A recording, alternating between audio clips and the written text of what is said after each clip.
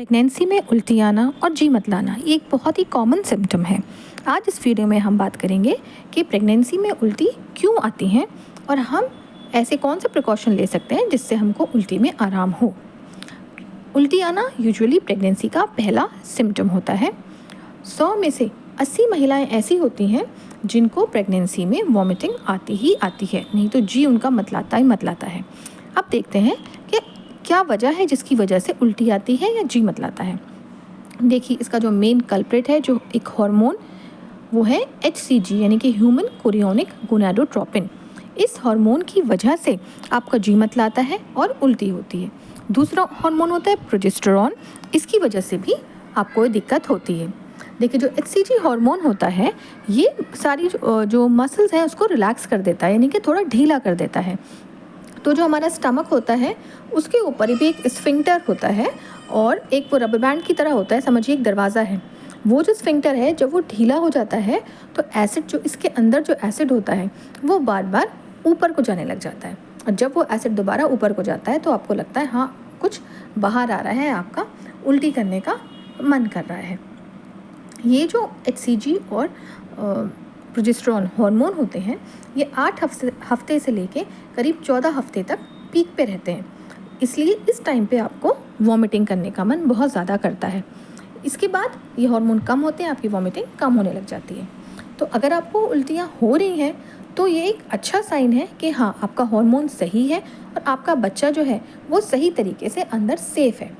देखिए, अगर पेशेंट आता है वो कहता है कि हमको ब्लीडिंग हो रही है, कुछ दिनों से हल्का धब्बा आ रहा है, तो उससे अगर हम पूछ के देखें कि क्या आपको उल्टियाँ हो रही हैं, और वो अगर कहे नहीं कि हमको 15-20 दिन से उल्टियाँ नहीं हो रही है, उससे पहले हमको उल्टियाँ होती थी, इसका मतलब ये दोनों हार्मोन्स कम हुए हैं, उसकी वजह से उल्टियाँ उनको होना बंद हो गई हैं, और ये बहुत ज़्यादा चांसेस हैं कि उस टाइम पे इनका अबॉर्शन हो चुका है।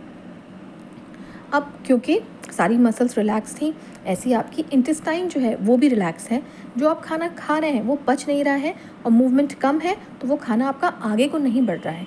इससे क्या होगा, आपका पेट चढ़ा चढ़ा होगा और ऐसा लगेगा आपको जो पॉटी है वो पूरी नहीं होगी, आपको कॉन्स्टिपेशन, कब्ज होने लग जाएगा।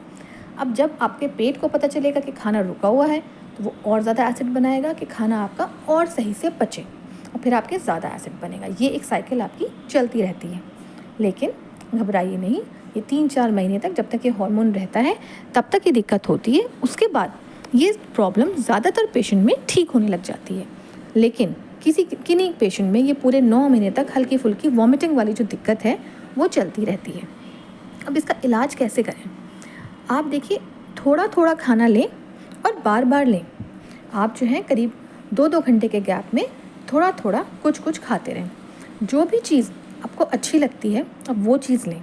ज़रूरी नहीं है कि आप पूरी 2 रोटी खाते हैं तो आप 2 रोटी लें, आप एक टाइम पे आधी रोटी ले लें। जो आपको सही लगता है खाना, बस उतना लें। इसके बाद आप रात को सोते टाइम जो है कुछ भी खाने की चीज़ अपने बेड के साइड पे रख लीजिए, और सुबह उठ के सबसे पहले आप वही चीज़ खाइए। ये कुछ भी हो सकता है, अगर आपको कोई फल वल पसंद है आप धो के साफ़ करके वो रख लीजिए, केला रख लीजिए, या कुछ आपको ड्राई फ्रूट्स पसंद है तो 1-2 वो रख लीजिए, कुछ भी। लेकिन सुबह ब्रश करने से पहले उठते ही आपको वो चीज़ खानी है।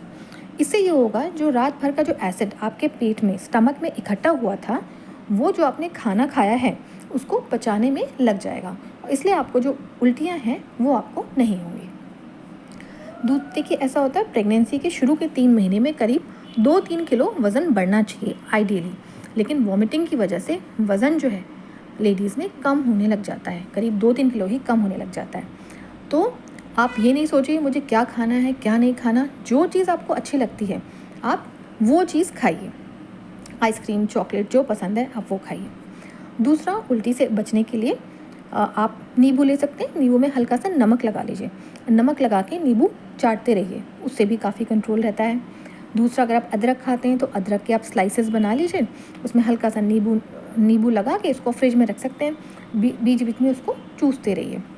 नेक्स्ट, सौंफ है, आप सौंफ ऐसे भी खा सकते हैं, और सौंफ का अगर पानी चाहें पानी बना के भी पी सकते हैं। पानी ज़्यादा लोग पी नहीं पाते हैं तो आप थोड़ी थोड़ी सौंफ भी खा सकते हैं। इनमें से जो आपको अच्छा लगे आप वो एक काम कर सकते हैं। नेक्स्ट होता है जो फल हैं। फल जो है वो आपको न्यूट्रिशन भी देंगे और आपको जो है जो उल्टी की फीलिंग है उसको भी कम करते हैं। ये आप ठंडे ठंडे फल खाइए तो आपको उससे काफ़ी आराम मिलेगा।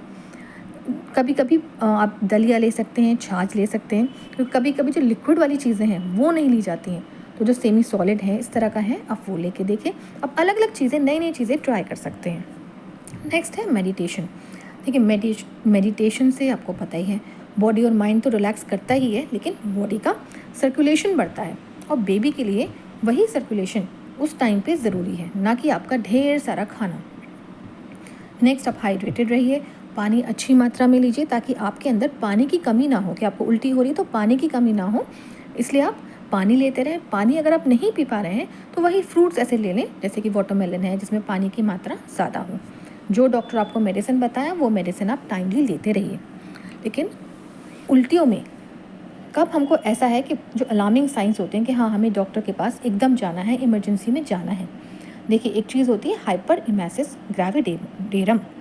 हाइपर मतलब होता है ज़्यादा, इमेसिस मतलब उल्टी, ग्रेविडेरम मतलब ग्रेविड है, आप प्रेग्नेंट हैं, आपको बहुत ज़्यादा उल्टी हो रही है जो कि आपकी दवाइयों से भी नहीं रुक रही है, और कुछ दवाई भी आपकी उल्टी में निकल जा रही है।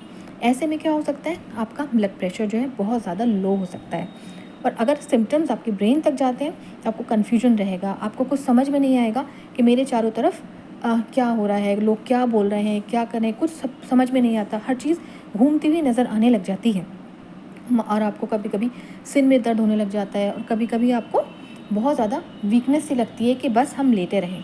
ऐसे में आपको एकदम डॉक्टर के पास जाना चाहिए। हो सकता है आपको एडमिट करके नॉर्मल सलाइन वगैरह ये सब लगाएं, आपका बीपी नॉर्मल करें। नेक्स्ट होता है आपको क्या नहीं लेना है।